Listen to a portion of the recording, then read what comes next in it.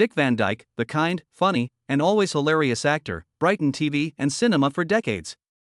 He seemed to have no adversaries with his huge smile and kind demeanor. But things aren't always simple. Behind the humor and wit, Van Dyke had a strong loathing for one person in his life, which he subsequently admitted to. The tale behind this little-known portion of Van Dyke is startling and complicated. Early life and career. Dick Van Dyke was born in West Plains, Missouri, on December 13, 1925. His parents, Hazel and Lauren, were stenographers and salespeople. Dick and his younger brother Jerry Van Dyke were raised in Danville, Illinois. Jerry eventually became an actor and played Dick on the Dick Van Dyke program. Dick's family was Scottish, Irish, and English, unlike the Van Dyke family. His ancestors include Mayflower passenger John Alden. Dick joined Danville High School's play club and choir in the 1940s. He sang with Bobby Short and Donald O'Connor, future showbiz stars. Dick might become a minister or an entertainer. The stage won him over. World War II halted his career. Dick left high school in 1944 to join the Army Air Force.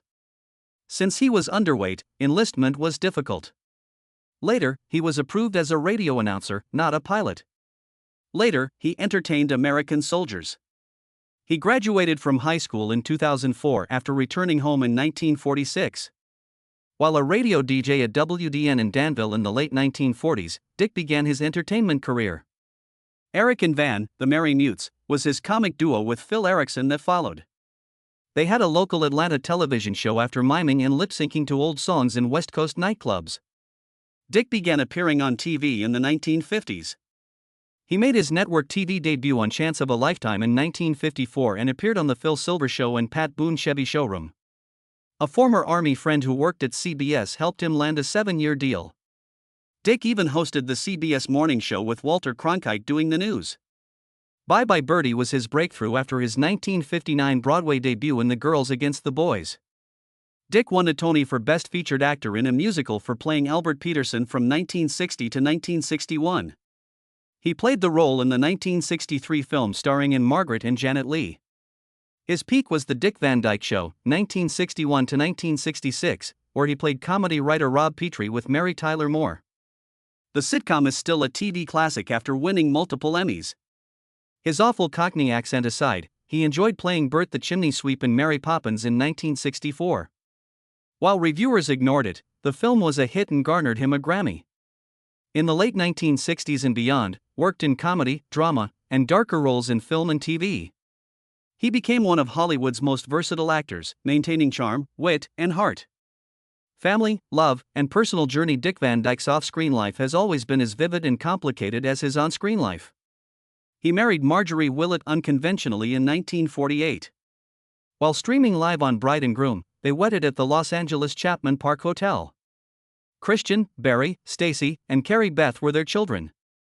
After a long breakup, their marriage terminated in 1984. Van Dyke's involvement with Michelle Triola Marvin exacerbated the issue, who began seeing him in 1976. Their friendship made him feel guilty, and he subsequently said it contributed to his divorce from Willett. Despite that, Van Dyke and Michelle dated for over 30 years until her 2009 death. Van Dyke found love unexpectedly years later.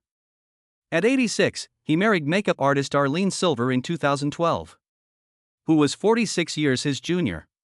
After meeting at the SAG Awards 6 years earlier, they married. Van Dyke's family has always supported his career. His son Barry and grandkids Shane and Carrie featured with him on Diagnosis Murder. Even his family suffered outside of television. In 1987, his granddaughter Jessica died of Reye syndrome, an uncommon condition linked to childhood aspirin usage. Van Dyke recorded PSAs to warn children and parents about the dangers of aspirin in young children as a tribute. Van Dyke was humble despite his fame and personal problems. As a Presbyterian elder and Sunday school teacher, he remained active. He liked Martin Buber, Paul Tillich, and Dietrich Bonhoeffer's theology writings. Even in his final years, Van Dyke's life changed dramatically. While driving on the Los Angeles freeway in 2013, his car caught fire. Van Dyke was saved by a bystander who pulled him from the burning automobile, but his Jaguar was destroyed. Politically, Van Dyke has never been silent. In 2016 and 2020, He supported Bernie Sanders due to his reservations about Donald Trump's leadership. He supported Kamala Harris for president in 2024. Van Dyke survived the December 2024 California wildfires after collapsing from overexertion and being brought to safety by neighbors in his pursuit of his car. A month later, in January 2025, the Palisades fire forced him to evacuate again. Fortunately, his Malibu home survived both disasters. Dick Van Dyke's tenacity shines through love, sorrow, joy, and danger, as well as his talent, health issues, and addiction. Dick Van Dyke's smile and ease belied his lifelong struggles. He battled alcoholism for years, ruining his health and relationships. By 1972, he had reached rock bottom and needed help. Van Dyke sought addiction treatment in a 3-week hospital stay. It wasn't easy, but he became a better guy and sober, showing that change is possible even in hard times. Van Dyke was an alcoholic and chain smoker for most of his adulthood. By the early 2000s, he used Nicorette gum to control the urges. He told the London Daily Telegraph in 2013 that he had been chewing gum for almost a decade, showing his dedication to quitting cigarettes. Van Dyke's health difficulties continued. In 2013, he confessed, terrifying followers worldwide. A weird neurological disease plagued him for almost 7 years. He had a terrible headache whenever he tried to sleep. The doctors ran test after test, but no diagnosis came. He had to cancel appearances owing to sleep deprivation from the strange illness. Months later, Van Dyke suspected his titanium dental implants caused the problem. In May 2013, he tweeted that implants may have caused the strange symptoms, but physicians never confirmed it. However, speculation helped him and his fans understand the long, frustrating ordeal. Despite these health issues, Van Dyke maintained his sense of humor and acting skills. However, his health affected his career for years. Van Dyke, 99, was scheduled to perform in a Malibu comedy show in June 2025. Despite fans' anticipation, he had to cancel due to an unexplained sickness. No details were given, but it was clear that even the great performer had to accept age and health. However, Van Dyke's candor about his problems has made him relatable. He showed that even the man who makes millions happy has problems by discussing drunkenness, smoking, and inexplicable health issues. His resilience, honesty, humor, and perseverance in the face of hardship will impress most people. Sloppy Cockney accent in Mary Poppins. His Mary Poppins Cockney accent is one of Dick Van Dyke's most criticized performances. Bert, the joyful chimney sweep, and Mr. Dawes Sr. in disguise demand a London voice. The film's premiere drew attention to his accent from crowds and critics. The accent has been called awful, inauthentic, and one of the worst in movies. Van Dyke accepted criticism. He has chuckled in interviews and stated that if UK citizens see him, they're on me like wolves. His Irish voice instructor made it harder, he said, making it the worst Cockney accent ever. He also apologized publicly. In 2017, he quipped that he wanted to apologize for the worst Cockney accent in film history after accepting a BAFTA award. Part of the problem was the inconsistent accent. Van Dyke occasionally used American speech patterns, preserving H's, rhotic R sounds, and not always issuing the T or blunting consonants like a Cockney. Nobody on the set told him it sounded off. However, he collaborated with many British actors.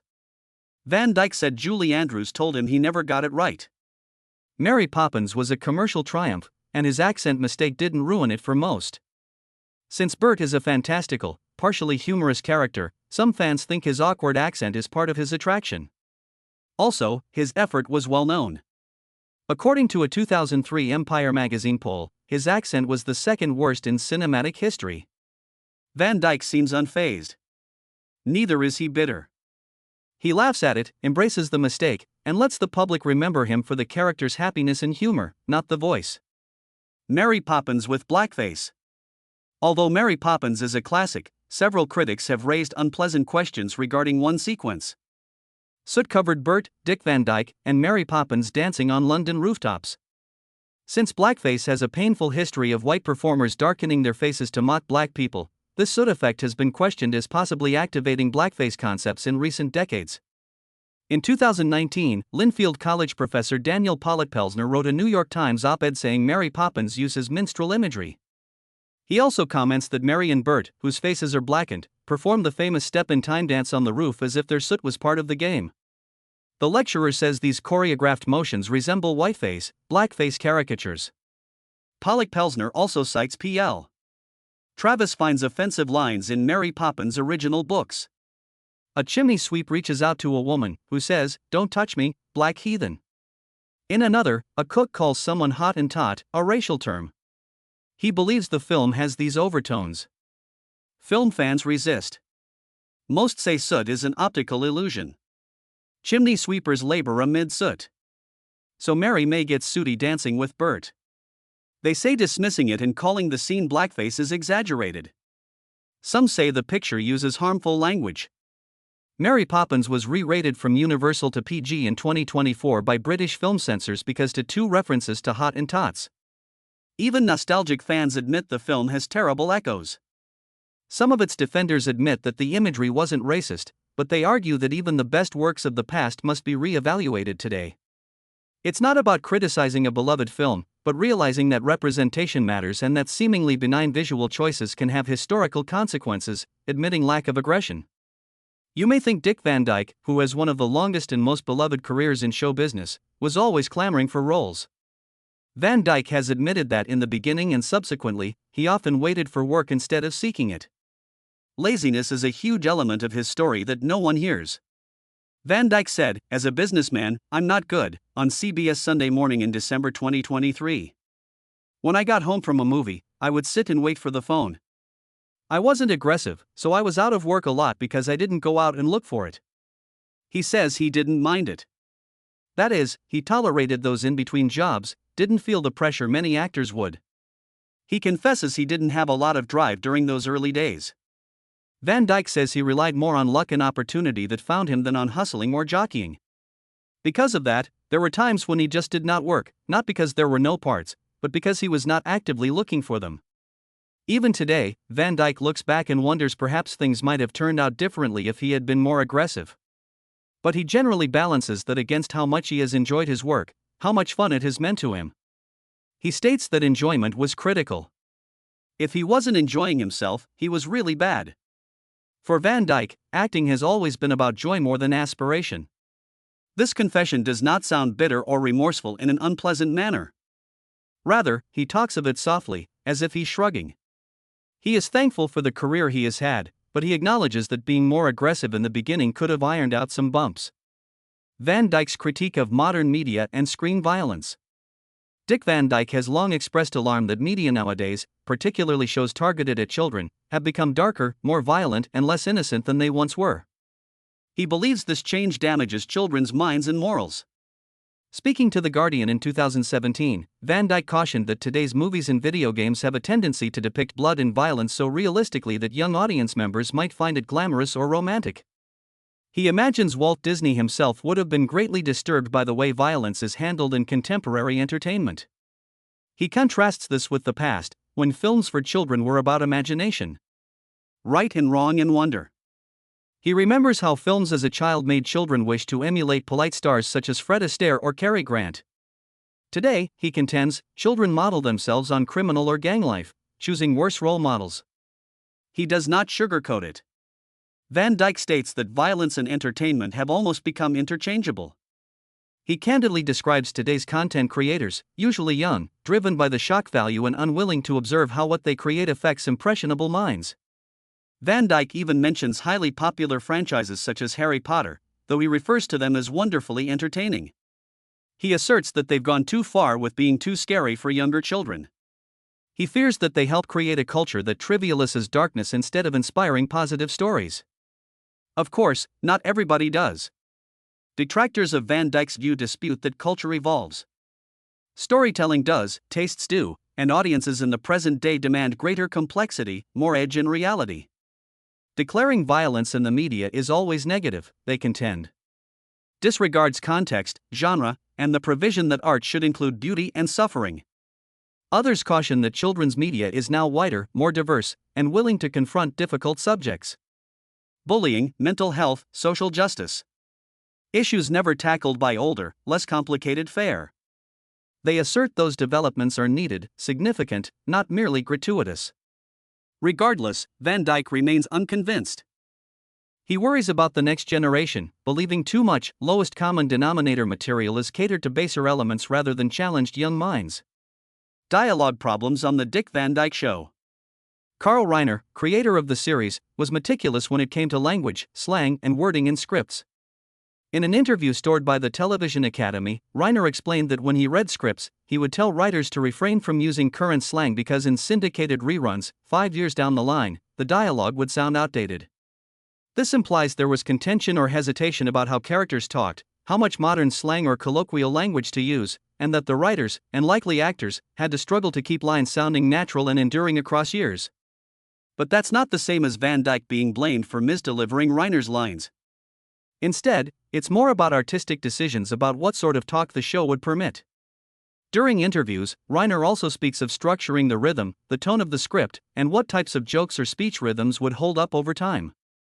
In the numerous retrospectives and commentaries on The Dick Van Dyke Show, it is always about how the cast chemistry, writing, and style of performance made it legendary. Never criticisms of the delivery of lines. Working with Faye Dunaway was tough. Dick Van Dyke has flat out admitted that his experience on The Country Girl with Faye Dunaway wasn't exactly smooth sailing. He did not hesitate to say how tough it could get. Not due to bad acting, but due to personality conflicts and sudden changes. In an interview with Telegraph, Van Dyke commented, "Faye Dunaway thinks she was on something that made her testy. She was nice to me, but she yelled at everybody else." That phrase, testy, also appears in his book, where he labels her a handful.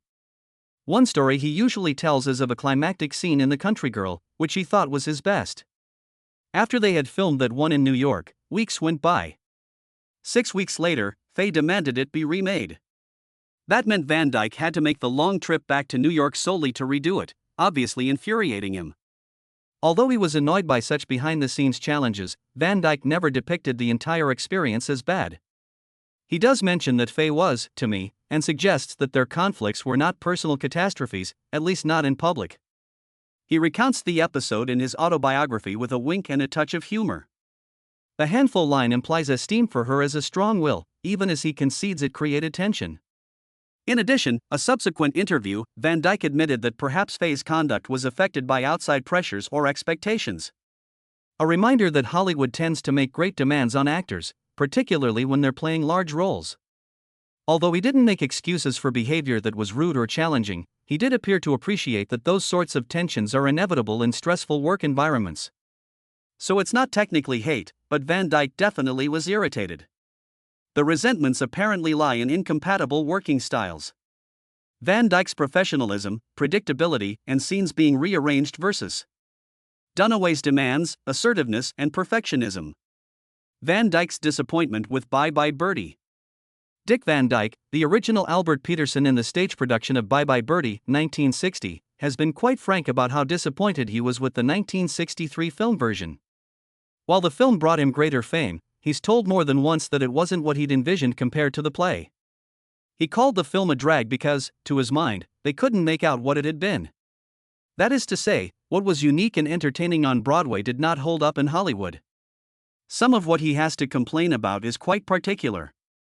Offstage, Van Dyke preferred that the character dynamics and story proportion were better, but on film, more attention was devoted to the Anne Margaret character, Kim McAfee. He indicates that they created special songs for her, took others away, and otherwise diverted attention, which altered the pitch of the show. That allowed some of the songs to be deleted and scenes that he and others enjoyed to be lost. He noted that due to these alterations, certain cast members were angry. For instance, Mr. McAfee player Paul Lynde was pissed all the time, according to Van Dyke, not only at the trims, but likely because their own scenes got cut or changed in ways that they disliked. Even his wife, Arlene Silver, has noted how much Van Dyke despises the film adaptation.